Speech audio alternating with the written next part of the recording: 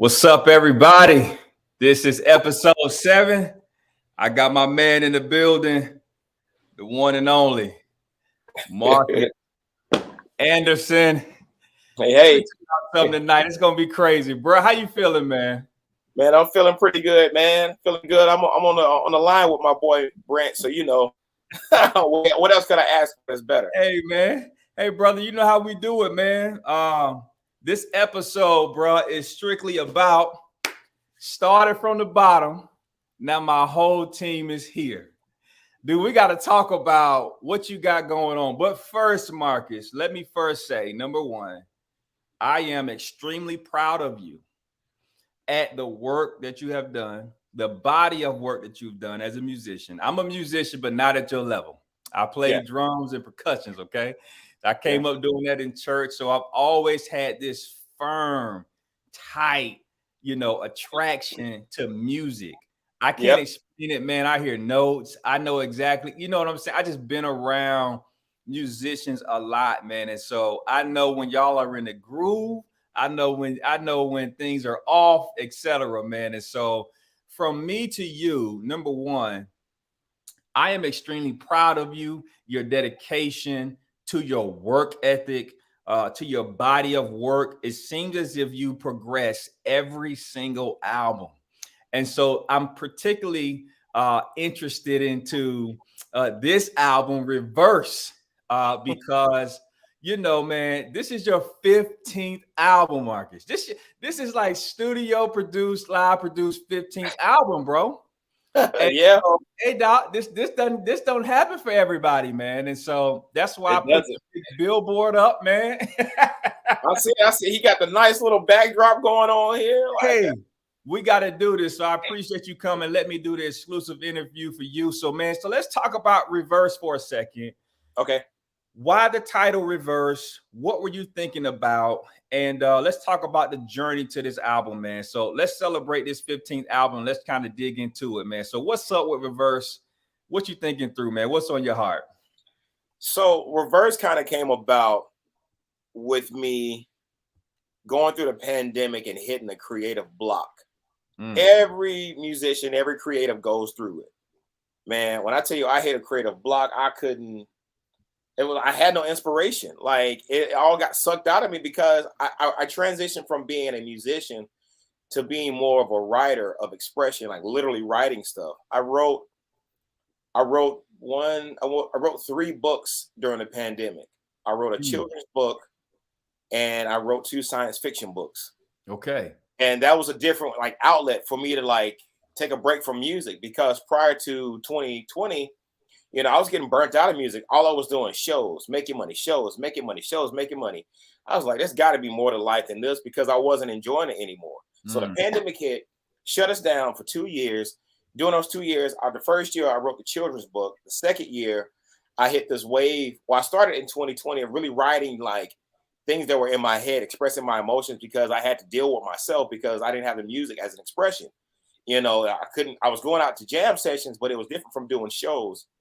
So I noticed myself being able to articulate my emotions and my feelings better when it came to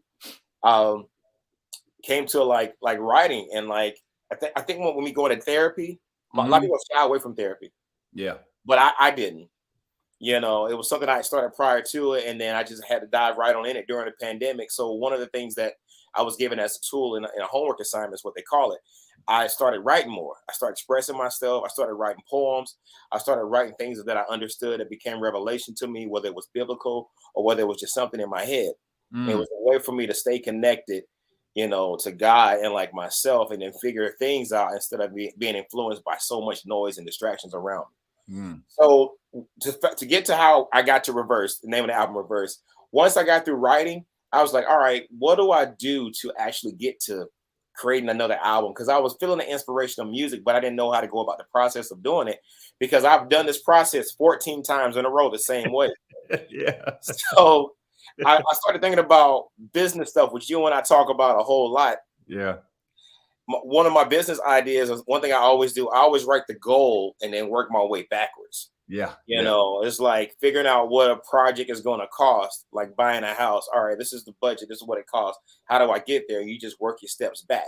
Yeah. You know, and so that's all I did. So the whole album of creating process, I just flipped it and did the last thing first and the first thing last. Wow. You know, there were a couple of things I couldn't do, you know, like last. I had to do certain things, you know, within, you know, some type of order.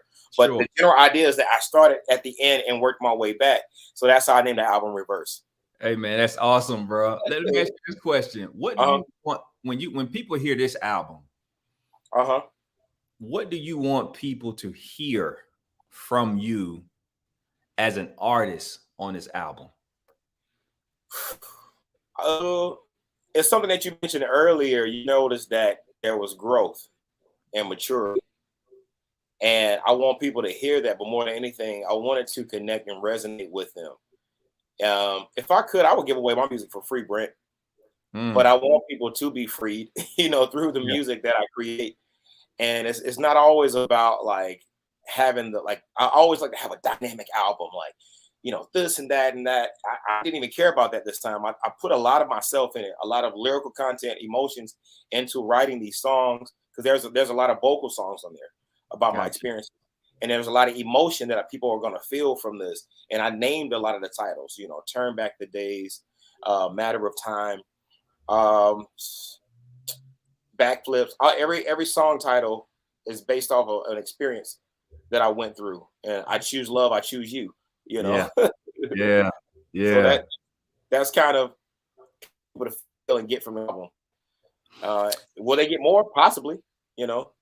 Yeah, I believe that, man. And so people get more of you. Let me step back for a second, because I still want people to understand when I say your body of work and you're talking about this album, the things I think about too are when someone is as disciplined as you, right? The scripture says, seest thou a man diligent in his business, he'll stand before kings and not obscure men, right?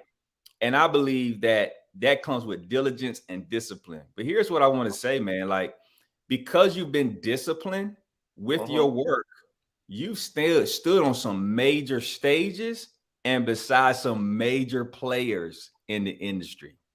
Anthony Hamilton, CeeLo. I mean, and I want to say just the majestic of them all, bro. The purple one, Prince, right? And I'm like, you have been able to stand on the stage with the best. So, man, talk about your experiences. I want to get to Prince, but I want to talk about the others first, because I think Prince just deserves a lane on his own and your experience with that. But talk about just when you started connecting with those musicians and artists, man, and then what that was doing for you at the time, and then who you've been on stage with. And I want the audience to know that too, Marcus. Man, working with like all of these artists was a learning experience within its own right, you know. And I took every moment and opportunity. It wasn't like just a chance to make money. You know, it was an opportunity that I wanted to take advantage of. God gives us opportunities and moments. It's up to us on what we do with it. You know, you can give, you know, someone that has, we talk a lot about finances, but doesn't have the financial literacy to how to manage money. True. Give somebody $1 million that never had it before and they'll blow it in a week. True. You know, you can give a man that knows financial wealth, put him broke on the street, and he'll turn out to be a millionaire a year later. It's like, it's the understanding of knowing how to turn an opportunity. So to me, in those moments, I wanted to create more out of something that I never had, which was opportunities. Some people have been given opportunities and squandered them. Me, I was like, I'm a country boy from South Carolina.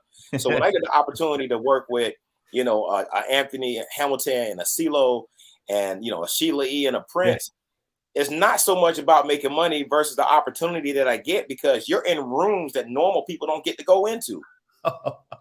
So it was like all these opportunities. To me, it was like, I'm rich. I looked at it, it's like, oh my gosh. I felt like if you watch cartoons and watch DuckTales, Scrooge McDuck would go diving into the pile of money and swim. That's what I felt like. Yeah. Being on these platforms. This for people in the old school that these new school people don't know about that. But I felt like that, man. I felt like I was diving into so much wealth of opportunity, man. And every time I never squandered a moment. I don't care who it was. If it was a guitar player, that I connected with, I would call them.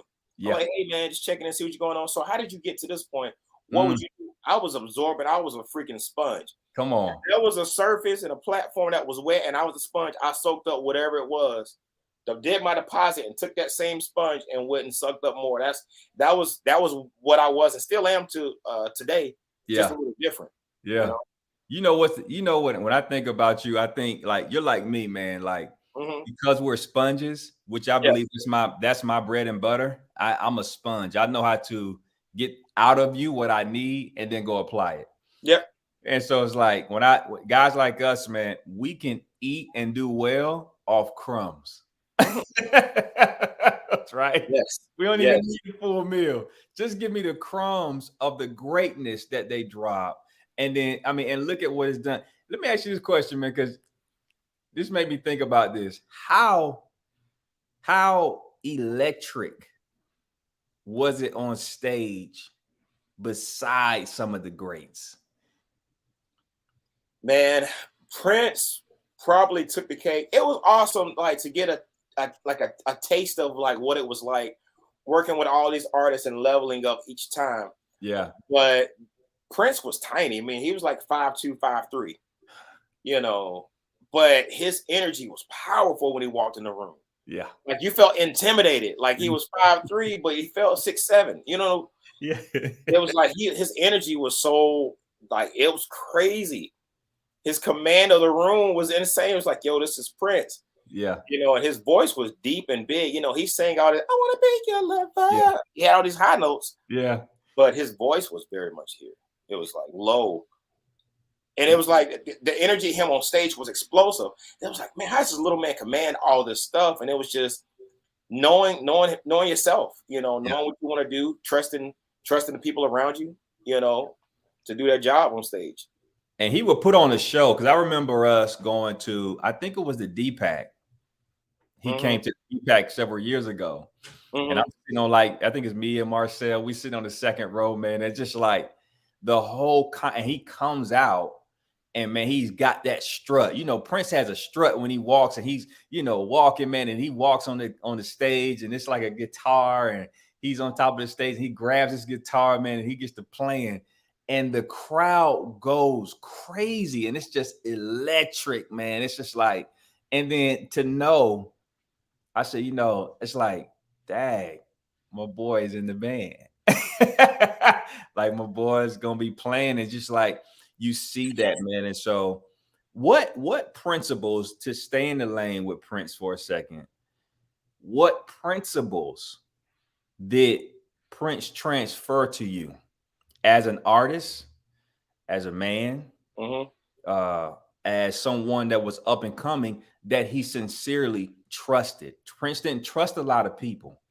And so for you to gain his trust, what were some of the things he transferred to you? Man, a lot of it was principles on like basic life stuff and like keeping everything of like quality and excellence. Never went half stepping with a lot of stuff. Like I remember there were stories we were told about band members that used to go out in public. Like whether you like it or not, understand your platform and where you are. You like, even when you don't even ask for it, you have to honor the platform that you're on. So when you step out, you always have to be presentable because you're a representation of me. Yes. So basically he was saying, if you're connected to me and people associate you with me, be careful what you do. It's like having kids. It's like, yo, don't be embarrassing me outside the house. Don't be embarrassed. It's like you're a representation of me. Because Prince was always going to be, dressed to the nine. Yes. He was always going to be sharp.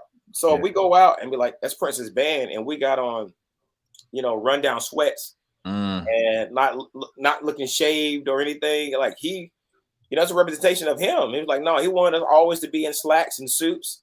And it's like being able to be a good representation of the company that you're around was one thing. Making sure when you do stuff, you do it in excellence. Yeah. Being a man of your word, was another thing. And being a person that valued ownership as an independent artist. Ownership was something that he was huge on. he always wanted us to read books, to educate ourselves, to be knowledgeable. You know, just little basic stuff like that that people take for granted. Yeah. It's like people think like, oh man, what tips were there? Like, it ain't nothing different from what your teacher probably told you in college. Yeah. Yeah. Yeah. You know, he's just on a different platform applying the same methods. You know, but he was saying a lot of the same things that I hear from you, that I've heard from teachers in college, that I heard from high school, you know, teacher I heard from my mom and dad, Yeah. you know, that I hear from my daughters. Yeah. And he never, I think this was probably the most profound thing to me, is that if he didn't know the answer to something, he didn't have a problem saying, I don't know. Yeah. Yeah. Never had a problem saying, That's good. I don't have a dog in that fight. Like, Yeah. he would, you know, it wasn't like he tried to be like a know-it-all. Yeah. You know? Yeah. Man, that's awesome, man. One question I want to ask you, what was misunderstood about him? I think and this doesn't mean this is true, but I think that because of who he was, that he was this crazy sex fiend, uncontrollable, crazy person. Yeah. I don't believe that was him. I believe he understood what it took to get to where he wanted to, and he used it because he understood people's psyche.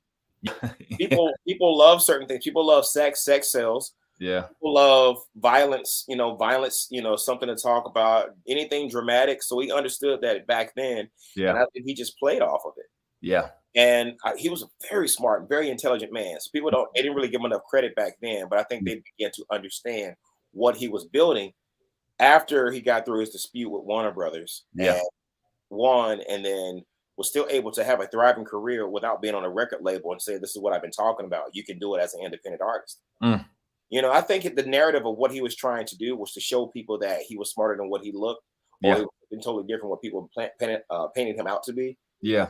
You know, the misconception of him was that he just was just this guy that was just a wild child.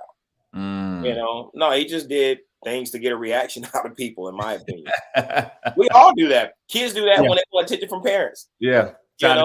They play sides, and it's a game of the odds that you play into. And yeah. So Mark, no doubt, without hesitation, I know he left you a better musician.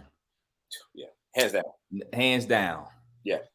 But let me backtrack for a second and dig more into Mark. Okay. Because Mark is this outstanding brand, right? You've built a brand, you've built a wonderful music catalog. You're connected and have a major footprint nationally. Was it always going to be this way, like in regards to when you were younger? Did you think that this would happen?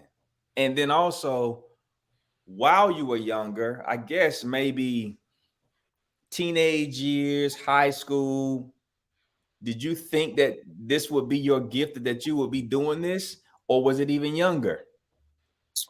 I think when I was like younger, I knew it was going to be something in like entertainment. I knew it was a dream and something that I always wanted to do. I didn't know the saxophone was going to be my tool until my dad spoke it into me. You know. Okay, so when your dad spoke that into you, do you remember the exact words he said? I do. What did he say? He said, "You're going to play the saxophone. You're going to be great, and you're going to travel around the world." That's how'd you take it? It was like, okay.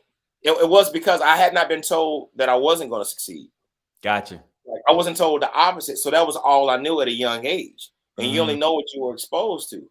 Yeah. You know, I knew how to pick, peas. I know how to chuck corn. I knew how to cut grass. I mean, the things that I was taught, I learned, but I was never told that I wasn't going to be anything. So that was instilled in all of us. I'm the youngest of 7. Every sibling, none of us were told that we couldn't be anything. Right. Everything we were told, we were pushed and motivated. We could be more than what was thought of us. Our parents told us, so our parents' opinion mattered to us. Yes. So my dad told me I was going to be great. I was going to travel the world, and these were my ticket. This is my ticket here. These hands. Yeah. So that's all I knew. That's all I still know. You can't tell me a way not to succeed because I don't know how not to. I can mess up, but you only fail when you stop. Like if I mess up, all right, this didn't work this time. I'll just find another way to make it work. Yeah. And like that can be dangerous because it's like, man, that's a man that doesn't take no for an answer. Yeah. Like, Good. you know, that can be a dangerous and slippery slope, depending on where you take it. But that's just how I was taught. Like, I'll figure it out. I'll make it happen. I feel like men like that, we make great husbands. Indeed. Hey, so Mark, when did you pick up a sax? I was 12 years old. I was in 6th grade or going to 6th grade. And, I remember getting the saxophone and like that feeling of like, man, this is cool. Like, this is one of my horns here. Yeah. And I just remember having it, one of my first horns. And I just remember having that feeling like, oh my, what does all these keys do? I didn't know what it did. That looks confusing to me. It did to me too. This was one of my first horns right here. I don't really travel with it anymore, but I toured with it with like Sheila, Prince, Anthony Hamilton. This one's got all that road juice on it, Yeah. And it was confusing, but I just remember that feeling of like picking it up at 12 and just trying to figure out something. I didn't know what I was doing, but I was just blowing and hoping that I was going to figure out what was going to happen. And I gained a little bit of knowledge year after year after year till I got the proper training that I needed. And I was able to understand, all right, I was limiting myself. Now I know exactly what to do. Yeah. You know what's crazy? I was me and Marcel were at St. Aug, and the first time I get my introduction into you were at Central, North Carolina Central University. Yeah. You were, I guess it was a competition, and it was you and another guy. That was the first time I ever seen you play sax. Even met you and play the saxophone. Yep. And then we're all back at the your apartment after the show was over. You were real cool, real chill, and you had your saxophone sitting up on the stand, man, and you were just kind of cool. But I remember in that competition, I turned to Marcel. I said, your brother is bad, bro. I was like entertained. I felt it. You know what I'm saying? I was like, dang, this dude is he's gonna be something. Never in my wildest dreams, Mark, did I see you being here where you are. Yeah. You know what I'm saying? It's like, I guess I just maybe I didn't think about it too much, but it was just to see you then and to see you now. It was almost like, what do you expect, right? On one end, but then the other side is, man, you never and so that's why I'm always kind of like blown away at what you're doing. So at 12, you pick up the sax, you fall in love with it. You go get training. In high school, who are you and what are you doing? If I'm hanging with you, who am I hanging with? What type of guy am I hanging with? I was always told I was a nice guy. And I was always told I was a show off. Okay. In high school. And believe it or not, I really wasn't. I held back a lot. If I was to really like show off what my true potential was in high school, there's no telling where I would be now. But the ones that thought I was showing off, I was only at 50%. And I just remember going back. I'm like, I wish I had given more.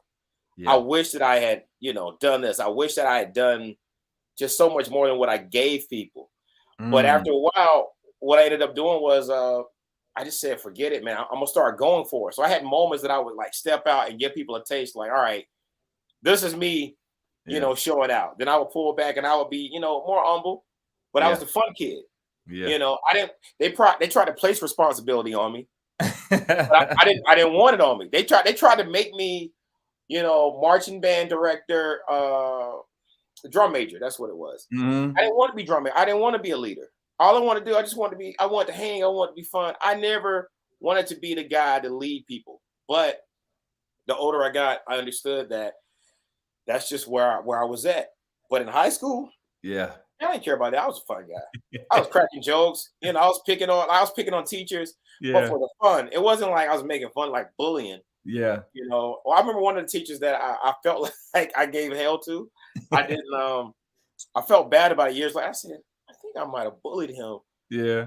like unintentionally, like I thought it was a joke, but like I Yeah. had nicknames and we went back and forth. Oh gosh. But me not understanding like the psyche of like an adult and certain Mhm. things, like I would just say things, and then like later on, we ended up, I ended up inviting him out. We had an evening to just kind of hang out, eat and stuff, and he's like, "Nah, you weren't bad." I said, "Come on, you can tell me."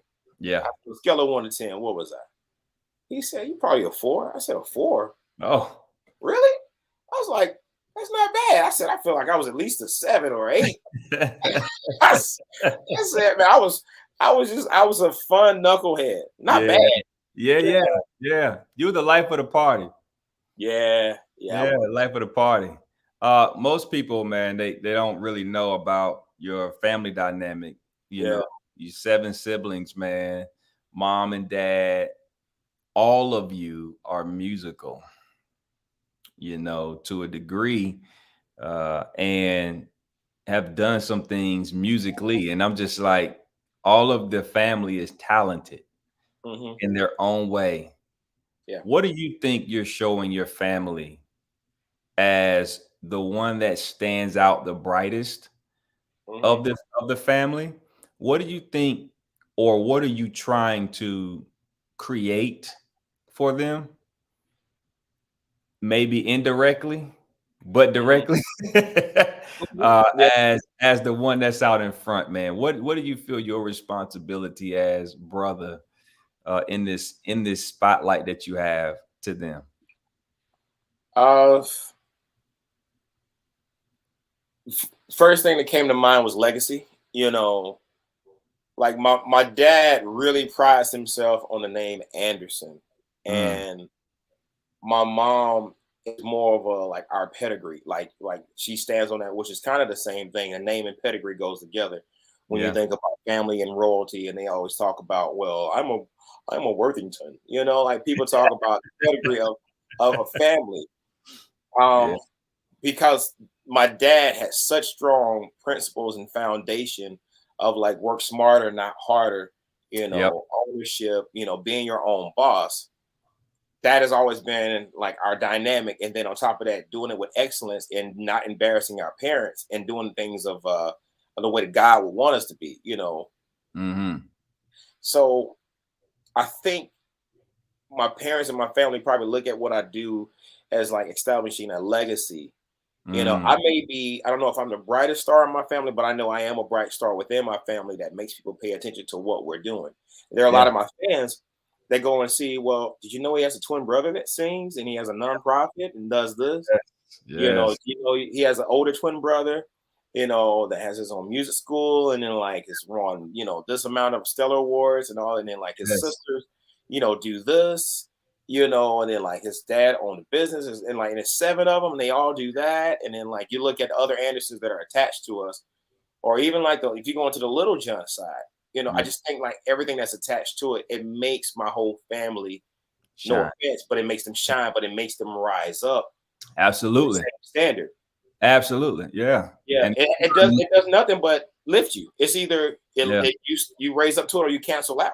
You you know what I right, mean? right, right, right, That's the right, only option. You can't lay in the middle. You either say I'm yeah, gonna try to be like that and yeah, rise at the same pace or a similar pace, maybe not the same time, but you continue to rise, or you cancel out. There's no in between. With that. yeah. That's good, man. Are you competitive? I don't think so. Um, I think what I am, I'm a man that says I can do it better.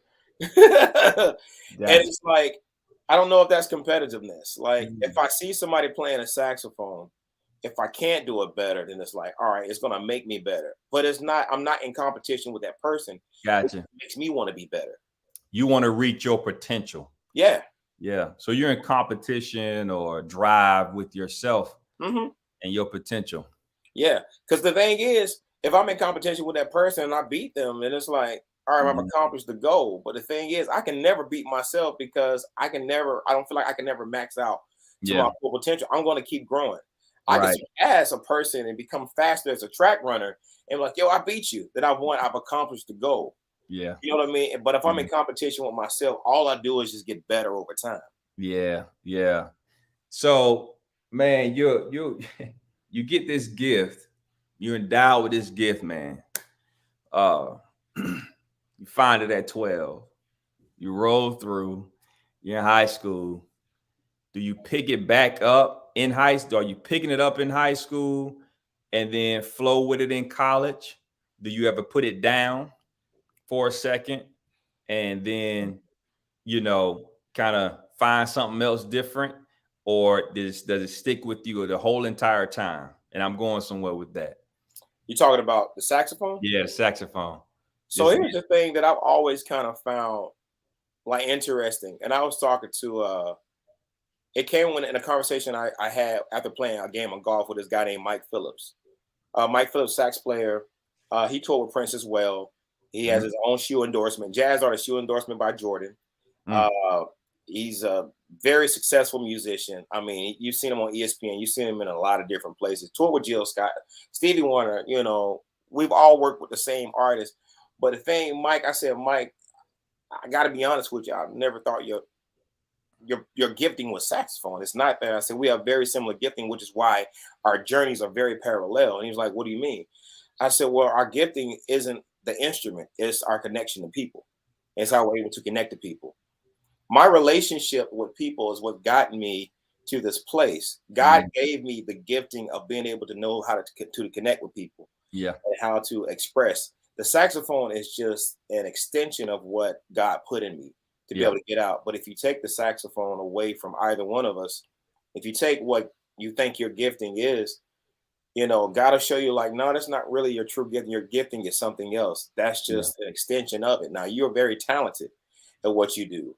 My gifting and my anointing is to be able to connect with people, because I felt myself be on platforms and speak and make the same connection with saying words versus playing notes. Yeah. So it's the same way. So, so to go back to what you were saying, were there moments that I put it down? Yeah, there were. I put it down during the pandemic. Yeah. And see, that's one of the things I was going to ask, because what most people think, and I think you and I talk about this, is just that this gift we have, out of everything, the most important product in the world is people. If you can learn people and continue to learn people and grow and mature in learning people, whatever you do, you're going to automatically connect. And I think that started with you young. I think when you was an entertainer, from listening to some of your story now, as an entertainer and then picking up the gift of saxophone, I believe that connection was built through earlier before you even picked it up because of your entertainment skills. So let me talk about this, man. Who was your idol? Right? Who was your idol? Someone that you said, I'm gonna be like them. So like, let me break it down further. Okay. Let me get granular for a second. The Rock, right? Dwayne Rock Johnson. Was in the Lakers organization talking to the Lakers. Yeah. And he tells the Lakers, he said, he goes to his agency, and his agency says, "What do you want, Rock?" And he said, he took a step back and he says, "I want Will Smith's career, but bigger." And the agency looked at him like, "Are you crazy?" He said, "I know what I'm saying is crazy right now, but I want Will Smith." And Will Smith was at his agency at the time. I want his career, but I want it bigger. So for you, did you say, I want that person's career, that person's influence, that inspiration, but I want to do it bigger? Yeah. Who was that person? In the very beginning, I was given a CD from my uncle Nigel Austin, and it was Kirk Whalum's CD called Colors. And then from then on out, all I did, I just studied and watched Kirk Whalum's career And Mm. it showed me the quality of how to like do things and how it should look and what it should be like. Now, granted, he had a record label behind him funding a lot of this. Yes. I'm just a kid trying to figure it out. But he Yeah. showed me, all right, that's cool. He was very, heavy into the gospel according to jazz. He did Yeah. 4 volumes of that. 4 chapters. And the chapter 1, I thought I was great. He did chapter 2, and I was like, man, I want to do that, but I just want to do it better. And I hate to say like better like that, but I want to do Mhm. it bigger. Mm. I want to do it differently. I see a lot of people that I've worked with, and I just like, man, I've watched Kirk Whalum for so long. I was like, I want to do it. I'm gonna do it different. And it's like you do see things that people do, and it's like, man, Dave Chappelle talks about it, man. It's just like seeing someone do it is like, man, it's like someone seeing a comedian tell a joke, and you think, man, I can tell that joke better. And it's like, Yeah. I'm not saying I'm better than, Yeah. like Kirk Yeah. Whalum. I probably will never be like in my eyes, which is why I'm in competition with myself because Yeah. Kirk Whalum's sound is amazing, but Yeah. at least I'm striving for that. Absolutely. His like even now to this day, I'm like, man, it makes me want to put the saxophone down. I'm serious, but it makes me want to be. So because if I'm in competition with that person, it always goes back to that. Yeah. So Kurt Yeah. Whalum was like the first entry level, to that of striving to do things better. And That's then I good. see like other people, it's like, oh, that's cool. Another idol, in the jazz genre, is uh, Dave Koz. Mm. I see a lot of things he does, and I'm like, it's like looking up to Big Brother, to these guys. It's like you try to do everything your big brother's doing. Yeah. If your Yeah. brother has shoes, you're gonna try to fill those shoes and put them on and wear the clothes, even though they're bigger than you. Yeah, man.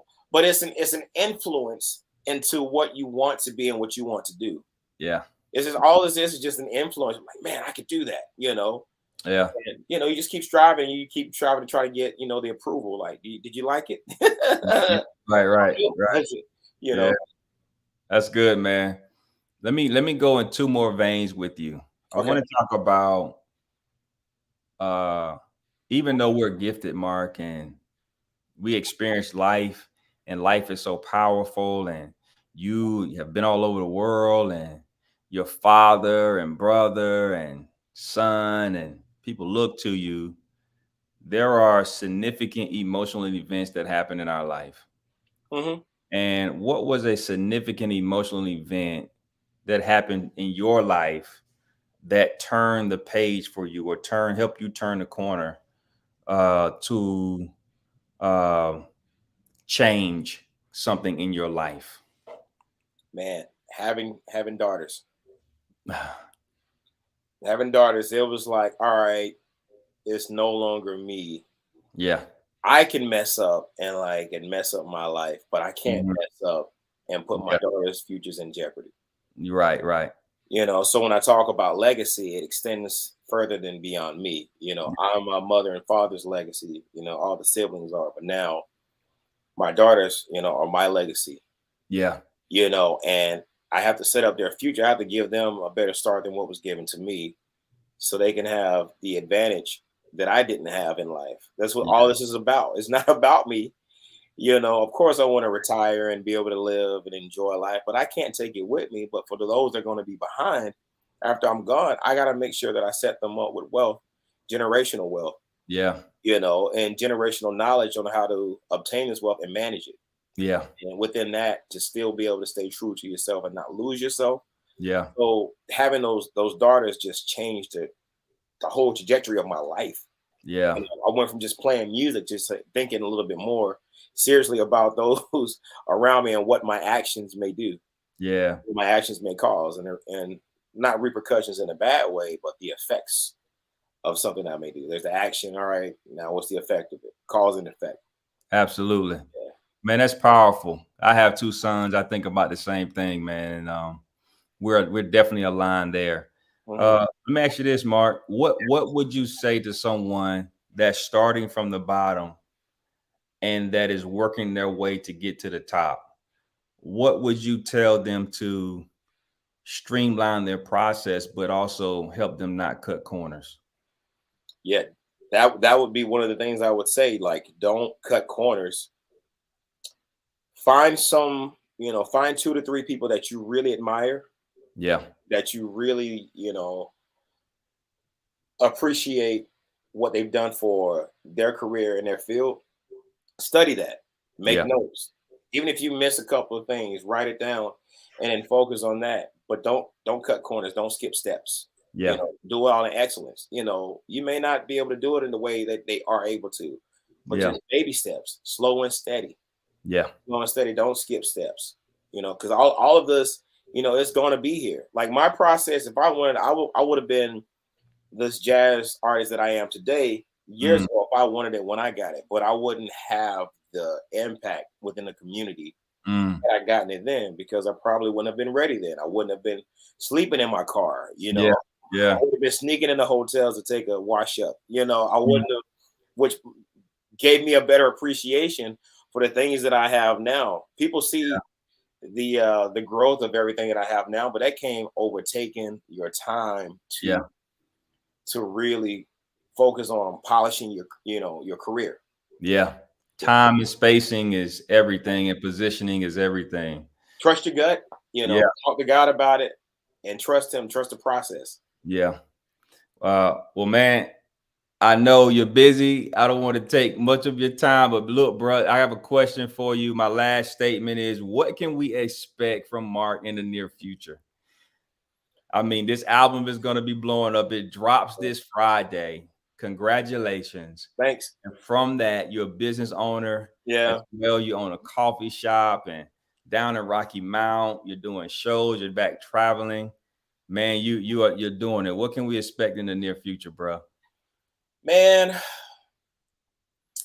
I don't really know past this album. Like I plan to maintain. There's a lot of ideas that I have, but I think more than anything, I'm really focusing on like mentoring, Mm. you know, and educating because the more and more that like I climb the success ladder of like what I'm doing, I'm seeing the gap becoming wider from those that are knowledgeable and those that aren't. Yeah. And it's, you know, just feels like, you know, I'm looking back and seeing like all these people making mistakes. Yeah. I'm like, all right, y'all go ahead. I'm gonna catch up. Let me go ahead and make sure I get these people Right. caught up to speed. That's what I feel like. You Yeah. know, when it comes to the community that is around me. Now, I can't save the world, you know, but Right. the Right. ones that Right. are around me, I can affect and at least give them the tools that I had and give them a fighting chance. So in a sense, I feel like the community around me, uh, sort of family, you know, and kids. I Yeah. want to give them the opportunity that I had with the knowledge that I had. If I have the means to do it or connect Yes. to the people, I might not can financially do it, but I know people. All right, let me pull this person. Let me strategy. Let me pull that person. That person. Let me build a team. Yes. And let's teach the ones that don't know. So each one teach one, Yeah. and we have to take that step. And so in the future, that's what I see more than anything. Of maybe creating a curriculum or doing a monthly course, maybe a yearly conference, Yeah. you know, of educating like musician, like an artist, entrepreneur, or musician, entrepreneur, you know, whatever they want to call it. Yeah. It's about just educating people and letting them know like what are your chances of being successful as a musician. You're Mm. not one dimensional now. You can be fourth dimensional when Yeah. it comes to a lot of stuff that you do. So yeah. Mark, that's powerful, man. I look forward to seeing you do all of that in the near future. You have a lot of work to do. So, man, get ready. Keep your energy, keep your body healthy, man. I'm I got so you. proud of you, bro. Congratulations on 15, the number 15. This is big for you. The celebration is going to be amazing. I know you're flying out tomorrow. Your schedule is hectic. I Yeah. didn't want to take so much time, but thank you for this exclusive interview. Man, I'm proud of you just once more again, man. And so to everybody watching this show tonight, we got the one and only Marcus Anderson up here. He'll be back, trust me. But thank y'all for catching episode number 7. Until next time, we're leaving you better than we found you. All Take right. care, everybody. Peace.